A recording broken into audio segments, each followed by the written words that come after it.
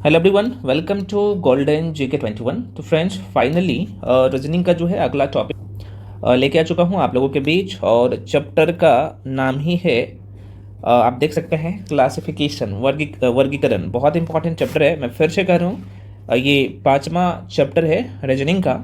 और आप सबको पता है कि हम लोग एक ही वीडियो में पूरा कंप्लीट टॉपिक को पूरा कर लेते हैं ना। क्योंकि ये जो आप देख रहे हैं आपके सामने जो चैप्टर है क्लासिफिकेशन, वर्गीकरण, एक्चुअली ये पूरे तरीके से अगर आपने एनालॉगी बहुत अच्छे से किया है तो बहुत आसान है, सारे क्वेश्चन कर लेंगे। एनालॉगी का मतलब कि जो एनालॉगी टेस्ट जो चैप्टर था आप लोगों का दिशा परीक्षण, उसमें अलग अलग जो है यहाँ पे टाइप था। अगर आपने नहीं देखा वीडियो तो जाके क्लास 1 से लेके, है ना, और सारे क्लास का वीडियो जरूर जाके देखिएगा ना, मतलब कि सारे टॉपिक, है ना।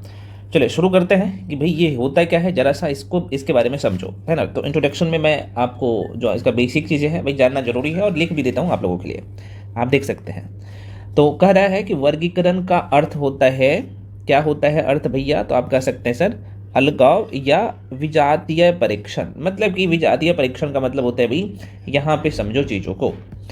जैसे मैं यहाँ पे लिख दिया हूँ कि भाई चार ऑप्शन है ना। जैसे मैं लिख देता हूँ यूपी, है ना, पहला ऑप्शन में। दूसरा में लिख देता हूँ भाई यहाँ पे एमपी। तीसरा में मैं लिख देता हूँ, है ना, कि भाई यहाँ पे क्या लिख दूँ, जम्मू एंड कश्मीर लिख देता हूँ। और चौथा में लिख देता हूँ कि भाई यहाँ पे बिहार है ना। तो मैं आपसे यहाँ पे मान लो कि क्वेश्चन पूछा हूँ कि भाई इनमें से कौन सा सही होगा। तो चूंकि विजातीय को छांटना है तो आप यहाँ पे क्या दिमाग लगाएंगे कि भाई ये भी भारत का राज्य है यूपी, उसके बाद ये भी भारत का राज्य है एमपी, उसके बाद अभी प्रेजेंट टाइम में बात कर लो, बिहार भी भारत का राज्य है, लेकिन जम्मू कश्मीर अब राज्य नहीं रहा, यूटी है, यूनियन टेरेटरी है, यूटी है, केंद्र शासित प्रदेश है। इसका मतलब जो विषम है, तीन राज्य है और एक केंद्र शासित प्रदेश है, तो आंसर यही होगा, है ना। तो इसका मतलब ही होता है अलगाव बोलिए चाहे विजातीय बोलिए, चार ऑप्शन रहेगा, चारों में से एक ऑप्शन दूसरे से भिन्न रहेगा, है ना। चलिए आइए देख लेते हैं। तो कह रहे हैं कि विजातीय परीक्षण इसके अंतर्गत दिए गए समूह, श्रेणी या वर्गों के तत्वों, ये यहाँ पे एक बार देख लीजिए, वर्गों के तत्वों को जो है समान संबंधों के आधार पर जो है समूहबद्ध करना तथा बचे शब्द, अक्षर या अंक, इसमें से कुछ भी हो सकता है, को अलग करना होता है। और अंग्रेजी वर्णमाला, वस्तुओं के संबंध, समान गुणों वाली संख्या आधारित प्रश्न जो है पूछे जाते हैं। तो अभी जो मैं सारे पॉइंट बताऊं भाई, इससे संबंधित क्वेश्चन पूछे जा सकते हैं। इस समूह से जो है भिन्न वही, इस समूह से भिन्न हो वही जो है चुनना होता है। मतलब कि मैंने आपको बताया ना, जैसे यहाँ पे मेंशन करते हैं एक एग्जांपल के, और एक क्वेश्चन और एग्जांपल के तौर पे लेता हूँ। जैसे मैं यहाँ पे लिख लेता हूँ, पहला नंबर में लिख लेता हूँ, एक मिनट चीज़ों को समझो, बहुत आसान है ये चैप्टर, तो कुछ है ही नहीं। यहाँ पे लिख लेता हूँ भाई, जैसे ए नंबर में हो गया, है ना, यहाँ पर लिख लेता हूँ सीता। बी नंबर में लिख लेता हूँ भाई यहाँ पे गीता, है ना। सी नंबर में लिख लेता हूँ राधा। और डी में जो लिख लेता हूँ, डी नंबर में, है ना, वो लिख लेता हूँ राम। तो देखो भाई, यहाँ पे आपको विजातीय छांटना है, तो आप देखेंगे कि भाई यहाँ पे जो है तीन गर्ल्स है ना, ए में भी है, बी में भी है, सी में भी है, लेकिन डी में क्या है भाई, राम है, तो भाई वही इसका जो है आंसर होगा। तो इस तरीके से, और इसमें जो है अलग अलग टाइप का, कई बार देश के राजधानी से क्वेश्चन दे देगा, कई बार राज्य और केंद्र शासित प्रदेश से क्वेश्चन दे देगा, कई बार पर्यायवाची शब्द से क्वेश्चन दे देगा, है ना। तो एकदम पूरे तरीके से आपको आंख कान जो है खोल के रखना होता है। तो कंसेप्ट आपने समझ ही लिया। ये जो क्लासिफिकेशन है, वर्गीकरण है, इसमें फिगर टाइप का भी क्वेश्चन आता है, फिगर बेस्ड क्वेश्चन भी पूछे जाते हैं, वो सारे क्वेश्चन भी हम लोग करेंगे और सारे टाइप का क्वेश्चन करेंगे, ठीक है। चलो भाई, अब बढ़ जाते हैं पहला टाइप के क्वेश्चन पे, ठीक है। आइए देख लेते हैं पहला टाइप का क्वेश्चन क्या कह रहा है। उदाहरण है, यहाँ पे आपको वही चीज़ें चुनना है कि भाई आंसर बता दो यहाँ पे कौन सा होगा, ठीक है। बताओ, ये पहला टाइप का क्वेश्चन है और एग्जाम्पल के तौर पे क्वेश्चन में लिया हूँ। तो आपको यहाँ पे साफ साफ दिख रहा होगा, गाय है ना, चीता है, यहाँ पे गाय है ऑप्शन ए में, बी में चीता है, सी में जो है घोड़ा है, और डी में कुत्ता है। बता दो आंसर क्या होगा। तो आपको यहाँ पे साफ साफ दिख रहा होगा, गाय हो गया, घोड़ा हो गया, चीता हो गया, कुत्ता हो गया। तो आप कैसे, कुछ लोग यहाँ पे कहेंगे सर यहाँ पे हम कुत्ता टिक कर देंगे, तो भाई कुत्ता का लॉजिक आप बता के कमेंट सेक्शन में बता दो कि क्या लॉजिक, किस लॉजिक से आपने कुत्ता यहाँ पे टिक किया, है ना। कुछ लोग यहाँ पे बोलेंगे कि सर मैं चीता टिक करूँगा, तो हाँ, जो लोग चीता टिक करेंगे वो लोग सही है ना। इसका जो आंसर हो जाएगा यहाँ पे चीता हो जाएगा। चीता इसलिए हो जाएगा, बी हो जाएगा, क्योंकि आप सबको पता है चीता जो है, यहाँ पे लिख दूँ क्या? चलो लिख देता हूँ। तो आंसर मैं यहाँ पे लिख देता हूँ, आप लोग लिख लीजिएगा कि भाई जो चीता है, क्या चीता जो है एक जंगली जानवर है। चीता एक जो है, यहाँ पे लिख देता हूँ जंगली, है ना, जानवर है ना, जंगली जानवर है। जबकि जबकि यहाँ पे लिख देता हूँ पूरा, जबकि अन्य तीनों जो है, जो अन्य तीन है, अन्य तीनों में कौन कौन सा? आपका यहाँ पे गाय हो गया, अन्य तीनों, यहाँ पे लिख लीजिए अन्य तीनों, है ना। अन्य तीनों जो है, चलो रुको, अन्य तीनों में कौन कौन सा? जैसे आप लोग का गाय हो गया, है ना, गाय हो गया, है ना, एक गाय था। उसके बाद क्या है भाई? घोड़ा है ना। और घोड़ा के बाद क्या है भाई? ये कुत्ता है ना। तो ये सब क्या है फ्रेंड्स? यह जो है पालतू जानवर है ना, कुत्ता क्या है भाई? तो आप कहेंगे सर यह जो है पालतू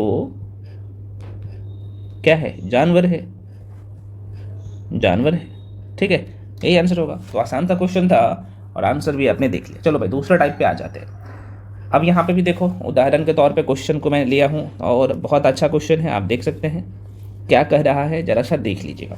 क्वेश्चन कह रहा है, हाँ सॉरी, तो मैं ये कह रहा हूँ, अब यहाँ पे देखो टाइप 2 है और देखो यहाँ पे नंबर है, 17 है, 28 है ना, 100 है, यहाँ पे आप देख सकते हैं 50 है। तो आप क्या गैस कर रहे हैं कि भाई क्या आंसर हो सकता है? साफ साफ दिख रहा होगा, आप साफ साफ देख पा रहे हैं क्या होगा आंसर। तो कहीं ना कहीं यहाँ पे आप 17 देखेंगे, 28 देखेंगे, 50 देखेंगे और यहाँ पे 100 देखेंगे, तो भाई एक ही आपके दिमाग में क्वेश्चन आ रहा होगा कि सर कहीं ना कहीं ये जो है ना 100 जो है ना, हमें पूर्ण वर्ग दिख रहा है ना, 10 का स्क्वायर दिख रहा है, लेकिन बाकी ऐसा नहीं है ना। तो डायरेक्टली आप यहाँ पे आंसर टिक करेंगे कि इसका जो आंसर होगा वो, चूँकि विजातीय को छांटना है ना, जो सबसे अलग हो, तो आंसर क्या होगा इसका? सी हो जाएगा। यहाँ पे लिख दूँ क्या आंसर? यहाँ पे वही साहब हो जाएगा सी इसलिए हो जाएगा क्योंकि यहाँ पे लिख देता हूँ 100 जो है एक क्या है? आप कहेंगे यह जो है पूर्ण वर्ग है। क्या है? यह जो है पूर्ण वर्ग है, ठीक है, पूर्ण वर्ग है। जबकि अन्य तीनों, यहाँ पे लिख लीजिए, जबकि अन्य तीनों, हाँ, पूर्ण वर्ग नहीं है। यहाँ पे लिख लीजिए भाई, पूर्ण वर्ग नहीं है, ठीक है। तो फ्रेंड्स इसका मैं PDF दे दूंगा, आप लोग निश्चिंत रहे। चलिए अगले क्वेश्चन पे बढ़ते हैं। अगला टाइप आप देख सकते हैं, टाइप नंबर है, आप देख पा रहे हैं, ये है टाइप नंबर कौन सा? तो आप कहेंगे सर यह तीसरा टाइप है। इसमें भी आपको क्वेश्चन को छांटना है, ठीक है। क्वेश्चन को छांटने का तरीका मैं आपको बता दिया हूँ, उदाहरण का क्वेश्चन है ये, ठीक है। तो क्या टिक करेंगे आंसर? मैं समझ रहा हूँ आप लोग। यहाँ पे क्या है भाई? विख्यात अनुपात प्रसिद्ध, अच्छा अनुपात खराब, शुद्ध अनुपात दूषित और चिकना अनुपात जो है खुरदरा। देखो देखने से पता, अगर एक ऑप्शन को पढ़ने से पता नहीं चला है तो दूसरा और तीसरा या चौथा ऑप्शन को पढ़िए, क्वेश्चन आपको बखूबी समझ में आ जाएगा। तो आंसर क्या टिक करेंगे बताइए?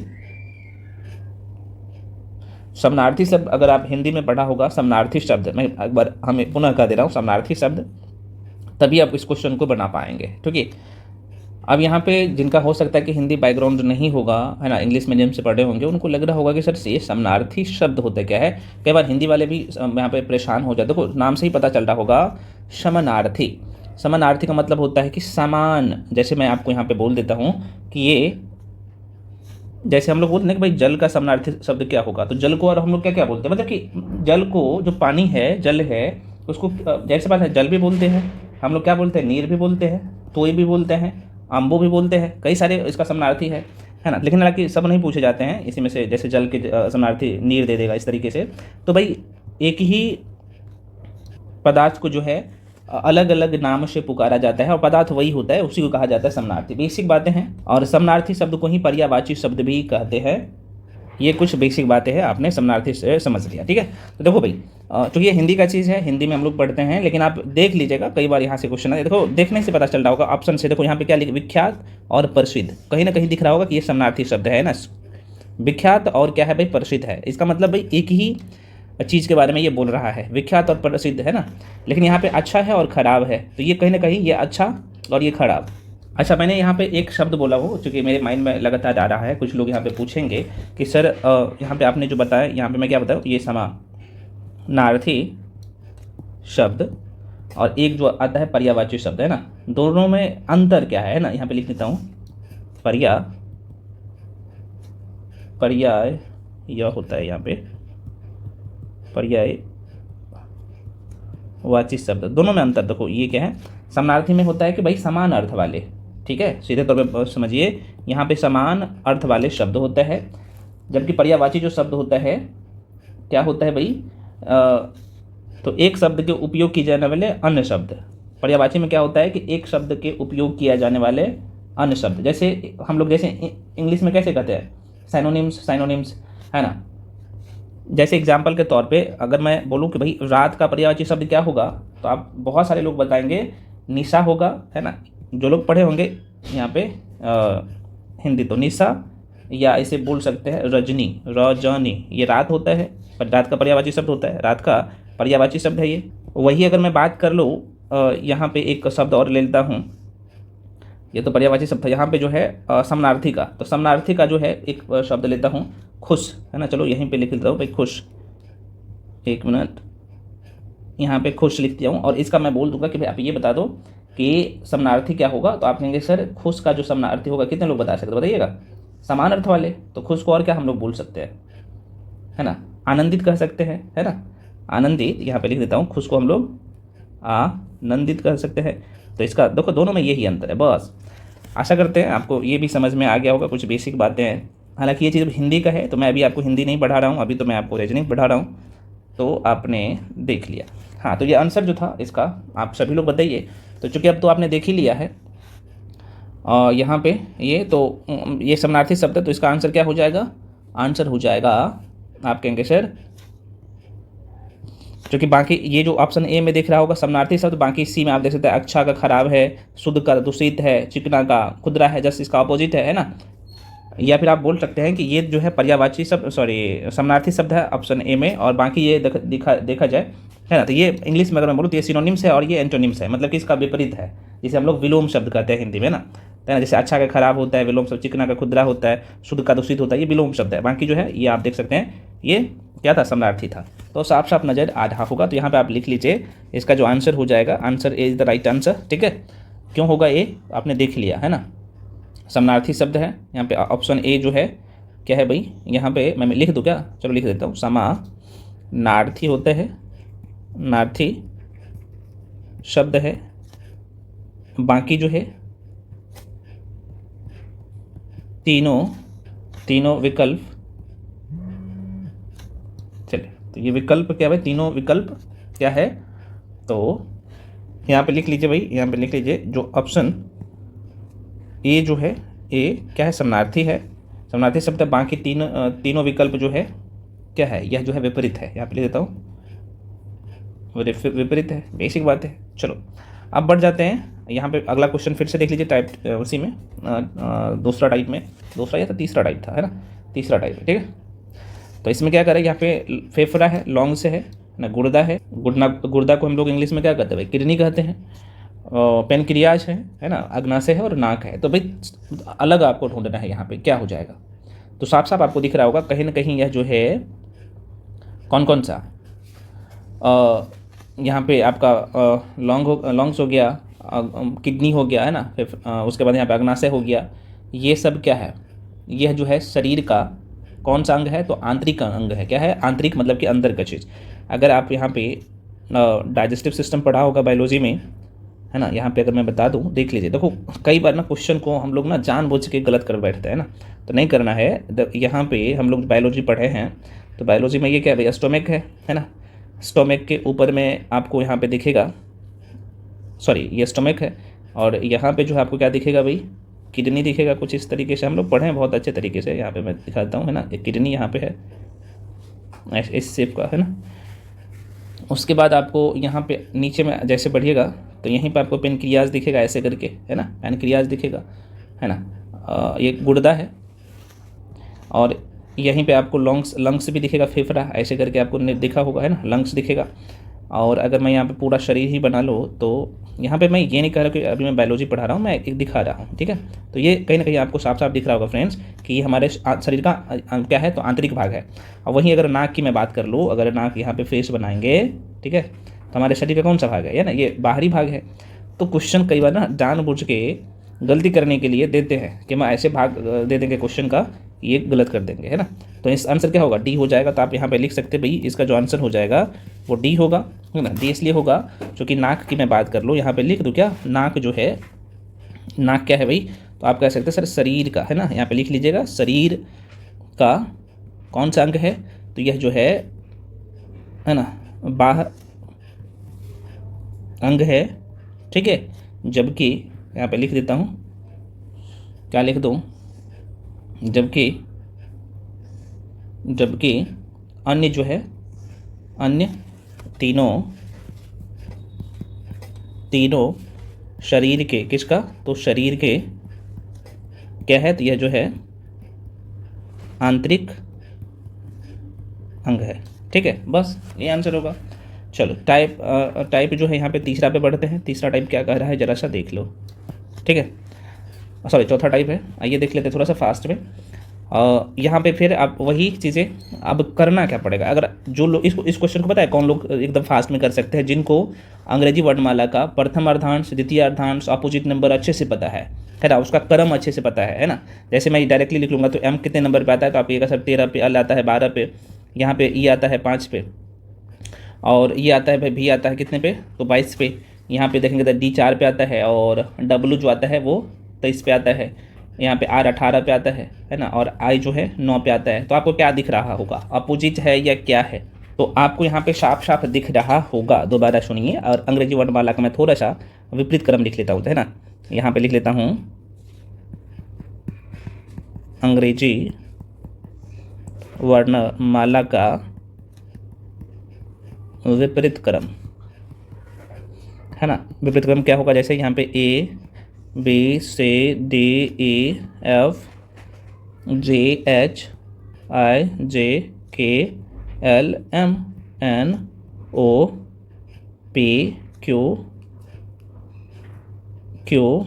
Are S T U V W X Y Z.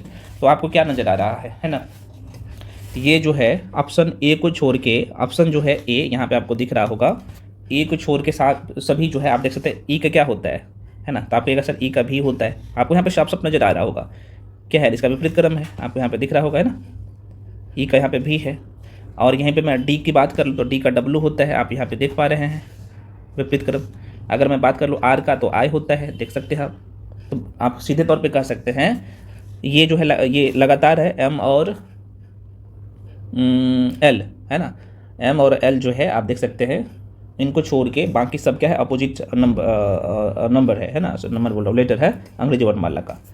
तो आंसर क्या टिक करेंगे आप, ए करेंगे। बहुत आसान था, कुछ था ही नहीं चीज़ों को, लेकिन करना है, नहीं तो आप कई बार गलती करके और आप एग्ज़ाम हॉल में क्वेश्चन को गलत बैठते हैं ना, जल्दी के चक्कर में। तो ये गलती मत करिएगा, छोटे छोटे चीज़ कई बार हमारे आँख के सामने से निकल जाता है और हम लोग क्या करते हैं, गलत कर बैठते हैं। चलिए भाई साहब, अब बढ़ते हैं अगले क्वेश्चन पे। चलिए अगला क्वेश्चन है, टाइप नंबर कौन सा है, ये 5वां टाइप है। और क्या कह रहा है, फिर से उदाहरण एग्जाम्पल देख लीजिए। 15:45 है, 7:21 है, 8:32 है, और 30:90 है। क्या आंसर होगा बताइए। बिल्कुल यहाँ पे क्या हो जाएगा, अब देखो यहाँ पे क्या हो रहा है, बस यहीं पे क्वेश्चन को सोच लो। 15 का 45, हम अगर दिमाग लगा, 7 का 21 लगभग 3 गुना हो रहा है। यहाँ पे 8 का 24, नहीं 24 होना चाहिए तो नहीं हो रहा। यहाँ पे 30 का 90, मतलब कि यहाँ पे जो है 3 गुना हो रहा है। क्या हो रहा है, यहाँ पे 3 गुना हो रहा है। यहाँ देख सकते 3 गुना नहीं बल्कि 4 गुना हो रहा है। तो सीधे तौर पे कहेंगे सर ये आंसर जो हो जाएगा सी हो जाएगा, इसमें तो कुछ था ही नहीं, बिल्कुल कुछ नहीं था। तो यहाँ पे कई बार क्या होता है ना, चीज़ों को करना होता है और आसान होता है तो वो छांटना होगा, है ना। तो आंसर क्या टिक करेंगे, तो आप कहेंगे सर आंसर जो है इसका क्या हो जाएगा, सी हो जाएगा। सी किस लिए होगा, क्योंकि आप जो देखेंगे क्या है, ए ऑप्शन में, ऑप्शन ए में क्या है भाई, ऑप्शन ए में 15 गुने 3 है तो 45 हुआ है। बी में क्या है भाई, तो बी में है यहाँ पे 7 × 3 बराबर 21। सी में क्या है भाई, तो यहाँ पे आप देख सकते हैं 8 × 3 है बराबर 24, है ना। तो ये सबसे अलग है। और डी में क्या है, तो आप कहेंगे सर डी में जो है यह 30 × 3 है, मतलब कि 90 है। तो ये अलग था सबसे, ठीक है। चलो आगे बढ़ जाते हैं, अगला टाइप देखिए। अब यहाँ पे आपको क्या नज़र आ रहा है, टाइप नंबर, ये 5वां था क्या, हाँ 5वां था। अब 6ठा देख लीजिए, यहीं से क्वेश्चन आएगा। मैं जितना कंसेप्ट मैं बता रहा हूँ ना, क्वेश्चन यहीं से आएगा। प्रैक्टिस करने की ज़रूरत है। कौन से बुक पढ़ना चाहिए मैं बता चुका हूँ, कोई भी एक बुक ले लो रीजनिंग का, वहाँ से प्रैक्टिस करो। प्रैक्टिस जरूरी होता है, कंसेप्ट और प्रैक्टिस, ठीक है, ज़रूरी है। चलो इसमें क्या कर सकते हैं आप, देखो यहाँ पे ये M है, ये W है, E है और T है। क्या नज़र आ रहा है, तो आप यहाँ पे देख सकते हैं कि जो C में ऑप्शन है ये E को छोड़ के, है ना, E को छोड़ के क्या हो रहा है भाई, क्या है भाई, ये C वाला जो ऑप्शन है, C में E है, तो चित्र C को छोड़कर अन्य सभी दर्पण प्रतिबिंब में कोई परिवर्तन नहीं है, बल्कि C विषम है, ठीक है। तो आप कहेंगे सर दर्पण प्रतिबिंब ये जो है C बना रहा है, बाकी क्या है सेम है, वैसा ही है, तो कुछ था ही नहीं, ठीक है। तो आंसर क्या होगा इसका, C हो जाएगा। C में ही C है, आप देख सकते हैं, ठीक है, ये ऑप्शन हो जाएगा। चलो अब यहाँ पे देख लो, इसमें क्या है, आसान है, क्वेश्चन को करिए सभी लोग। अगला टाइप है, टाइप नंबर आप चाहे तो मेंशन कर सकते हो, टाइप नंबर है 7वां, 6ठा था ये 7वां है, शायद लास्ट ही टाइप है।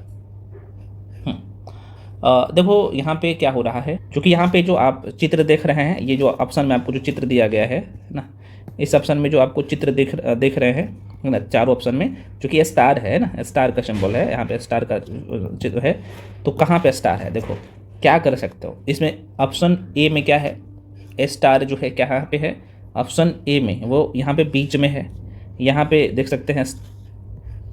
उसमें देखा जाए बी में तो स्टार कहीं ना कहीं एक खाड़ी में है ना, एक भाग में पड़ा हुआ है, एक साइड में पड़ा हुआ है, वृत्त के एक भाग में है ना, या फिर यहाँ पे त्रिज्याखंड में बनाया गया है, त्रिज्याखंड में बनाया गया, आप देख सकते हैं यहाँ भी त्रिज्याखंड में है, यहाँ भी त्रिज्याखंड में है और यहाँ भी त्रिज्याखंड में है।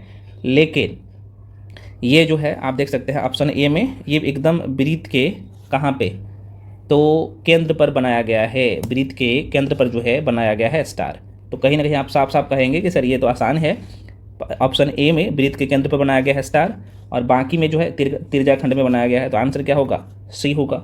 आसान था, ठीक है। चलो भाई, ये था सारे टाइप। अब मिसलेनियस क्वेश्चन पे आ जाते हैं, मतलब कि जो सारे टाइप बताऊँ, जो मिक्स क्वेश्चन आता है पेपर में। आइए थोड़ा सा फास्ट में क्वेश्चन को करते हैं, नहीं तो बड़ी लंबा चौड़ा वीडियो हो जाएगा। और मेरा मोटिव है कि कम समय में कंसेप्ट अच्छे से क्लियर करो, क्वेश्चन करो, ताकि एग्जाम हॉल में क्वेश्चन गलत ना हो। आइए अब क्वेश्चन बनाइए। पहला क्वेश्चन ये कह रहा है कि 4 शब्द दिए गए हैं, जिनमें 3 किसी, यहाँ पे देखिएगा, किसी प्रकार से एक समान है। तो यहाँ पे कह रहा है क्वेश्चन, 4 शब्द दिए गए हैं, जैसे चौक है, मार्कर है, पुस्तक है और पेन है ना। तो कह रहे हैं यहाँ पे 4 शब्द आपको ऑप्शन में दिया गया है, जिनमें से 3 किसी प्रकार से एक समान है, जबकि चौथा जो है ना, क्या है, असंगत है, दूसरे से भिन्न है। तो उसी को चूज करना है यहाँ पे। आइए देख लेते हैं, ये चौक है ना, ये मार्कर है, ये पुस्तक है और ये पेन है।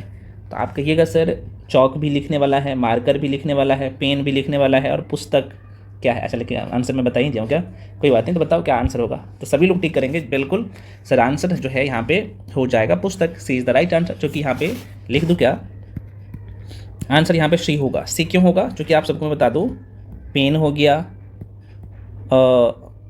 गया, मार्कर हो गया तथा चौक जो है से क्या होता है, से लिखा जाता है,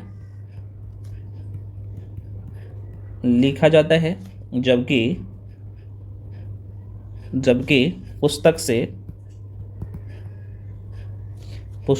से जो है, या फिर पुस्तक को पढ़ा जाता है, या फिर पुस्तक को पढ़ा जाता है। बस यही आंसर हो जाएगा, कुछ था ही। चलो भाई, अब क्वेश्चन नंबर दूसरे पे बढ़ जाते हैं। आइए देखिए दूसरा क्या कह रहा है, कह रहा है कि नीचे 4 पुरस्कार का जो है उल्लेख किया गया है, 4 पुरस्कार का उल्लेख किया गया है ना। कह रहा है कि उनमें से 3 किसी न किसी तरीके से समान है और एक जो है असंगत है, तो असंगत का आपको क्या करना है, अलग करना है, क्योंकि हम लोग चैप्टर ही पढ़ रहे हैं क्लासिफिकेशन, है ना। तो क्या होगा, ये है पद्म भूषण ऑप्शन ए में, बी में है, अच्छा पद्म विभूषण है ए में, बी में है पद्म भूषण, सी में है परमवीर चक्र और डी में है पद्मश्री। यहाँ पे साफ साफ आपको नज़र आ रहा होगा अगर आपने जीकेजीएस में थोड़ा सा पढ़ाई किया होगा तो, ठीक है। तो आप कहेंगे सर ये जो परमवीर चक्र है, परमवीर चक्र जो है सैनिकों को मरणोपरांत दिया जाता है ना। ये परमवीर चक्र, मैं दोबारा कह रहा हूँ, सी में आप देख सकते हैं परमवीर चक्र जो है सैनिकों को मरणोपरांत दिया जाता है। बाकी जो आप देख सकते हैं जैसे आपका पद्म भूषण है ना, पद्म विभूषण है, पद्म भूषण है और पद्मश्री है, ये जो है आप देखेंगे तो ये पुरस्कार है ना, आप सबको पता होना चाहिए। जबकि ये कब दिया जाता है, तो ये उत्कृष्ट कार्यों के लिए जो है व्यक्ति को दिया जाता है, ठीक है। तो ये भी आपको समझ में आ गया, बेसिक सा क्वेश्चन था। तो आंसर क्या होगा भाई, इसका जो है सी हो जाएगा, ध्यान में रखिएगा, answer C is the right answer, ठीक है। चलिए आगे बढ़ जाते हैं। अब अगला क्वेश्चन नंबर तीसरा, 4 शब्द दिए गए हैं जिनमें से 3 जो है किसी प्रकार से संगत है और एक जो है असंगत है, वही चीज़ें बनाइए क्वेश्चन। तो ऑप्शन एक बार पढ़ लीजिए, कह रहा है कि यहाँ पे घटाना है, वृद्धि करना है, आगे ले जाना है और बढ़ाना है। तो देखो भाई यहाँ पे साफ साफ दिख रहा होगा, सभी में इंक्रीज हो रहा है, बढ़ रहा है। बाकी यहाँ पे जो आप देख सकते हैं घटाना, ये कमी का बात कर रहा है, ठीक है। तो आंसर क्या होगा, ए हो जाएगा। तो आप बोल दीजिए कि आंसर ए हो जाएगा, है ना। बहुत आसान सा क्वेश्चन था। चलो आगे बढ़ जाते हैं अगले क्वेश्चन पे। क्वेश्चन है निम्नलिखित में से कौन सा शब्द अन्य से जो है यहाँ पे भिन्न है, ठीक है। देखो यहाँ पे क्या है, शुक्रवार है, मंगल है, उसके बाद क्या है भाई, मंगल के बाद आप कह सकते हैं सर यह जो है आईपीटस और बृहस्पति है। तो आपको यहाँ पे दिख रहा होगा, सॉरी माफ़ी चाहता हूँ, दिन ये यहाँ से हमें समझ में आया, क्योंकि ये आईपीटस उपग्रह होता है ना। तो ये शुक्र है, मंगल है, बृहस्पति है ना। तो आपने आंतरिक ग्रह और बाह्य ग्रह के बारे में पढ़ा होगा। मान लो कि ये सूर्य महाराज है, ठीक है, ये सूर्य महाराज है, और यहाँ पे आप देखेंगे तो 4 जो है क्या है भाई, आप कहेंगे सर ये 4 जो है आंतरिक ग्रह है और 4 जो है बाह्य ग्रह है ना यहाँ पे। तो ये तो बन ही नहीं रहा है, तो ये कहीं ना कहीं ग्रह का नाम है, हालांकि इसका क्रम में बड़ा छोटा क्यों, यहाँ पे ये होगा इस तरीके से होगा, है ना, आप ध्यान रखेंगे, ये है ना, टोटल 8 ग्रह है। तो लेकिन यहाँ पे एक हमें शब्द दिखने में आ गया कि भाई ये आईपीटस है। तो भाई आप क्वेश्चन का आराम से भी वैसे भी छांट सकते थे, कैसे छांट सकते थे, क्योंकि ये शुक्र हो गया, मंगल हो गया, बृहस्पति, ये सब का सब जो है आंतरिक ग्रह है। बाकी आईपीटस क्या है, ये उपग्रह है ना। ये क्या है, यहाँ पे लिख देता हूँ, आंसर क्या हो जाएगा भाई, आंसर हो जाएगा सी। सी इसलिए होगा कि यहाँ पे लिख लीजिए, मैं लिख लेता हूँ आईपीटस। पीटस क्या है भाई, आईपीटस उपग्रह है, बाकी तीनों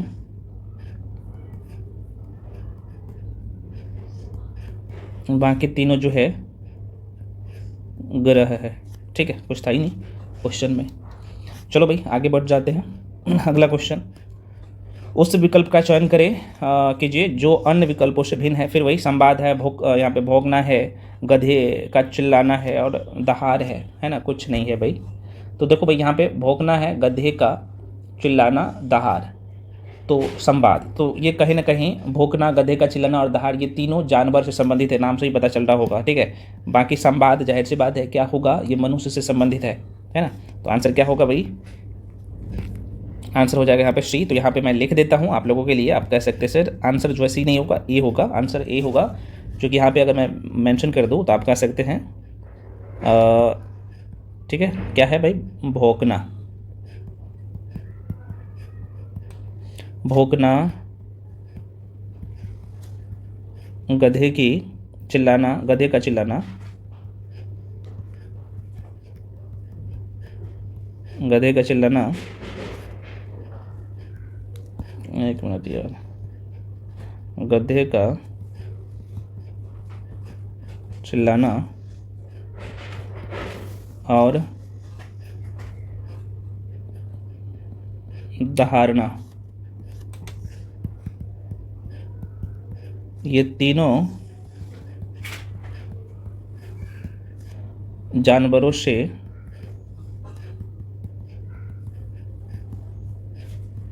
संबंधित है जबकि संवाद जो हो गया क्या, संवाद क्या है, तो आप कह सकते हैं जो संवाद है यह मनुष्य से, यह संवाद मनुष्य से संबंधित है। बस हो गया। चलो भाई, अब क्वेश्चन यहाँ पे देख लीजिए, अगला पे बढ़ जाते हैं। क्वेश्चन कह रहा है जरा सा देखो, दिए गए विकल्पों को असंगत चूज करना है। ये तो बहुत आसान है ना, आप कर सकते हैं और मैं आशा भी कर सकता हूँ आप लोगों से कि भाई बहुत आसान है, आप लोग इस क्वेश्चन का जवाब दे लीजिए। दिए गए विकल्प का असंगत को चूज करना है। देखो ये 3 नंबर पे आता है, तो जैसे ही इस तरह का क्वेश्चन आप बनाते हैं तो क्या करना है, अंग्रेजी वर्णमाला का क्रम याद रहेगा तो जल्दी से आप क्या करेंगे, फाइंड कर सकते हैं। ठीक है, तो यहाँ पे अगर मैं एल लिख लूँ, ओ लिख लूँ, टी लिख लूँ, डब्ल्यू लिख लूँ, ई लिख लूँ और एच लिख लूँ और पी लिख लूँ और भी लिख लूँ। ठीक है, देखो ये दोनों में कितना का अंतर है, कितना का इंक्रीज या डिक्रीज हो रहा है। तो पहले इसका क्रम लिख लीजिए ना, ये 12 है, ये 15 है, ये 20 है, ये 23 है, ये 5 है, ये 8 है, ये 16 है और ये जो है 22 है। ठीक है, तो देखो यहाँ पे आपको साफ साफ दिख रहा होगा कितना का बढ़ोतरी हो रहा है, +3 का। यहाँ भी आप देखेंगे तो +3 का, +3 का, +3 का, यहाँ भी जो है +3 का और यहाँ भी जो है +3 है, बल्कि 16 4 20, 20 भी आता है 22 पे, तो 16 4 20 यहाँ पे जो है भी आता है 22 पे। ठीक है, भी है ना, भी है, तो कितने का 6 का वृद्धि हो रहा है। तो कहीं ना कहीं यहाँ पे डी आंसर आपको दिख रहा होगा ना, डी, ये हो गया सी, ये हो गया ए और ये हो गया बी। तो आपको आंसर क्या दिख रहा होगा यहाँ पे कि भाई डी सबसे अलग है। ठीक है, चलो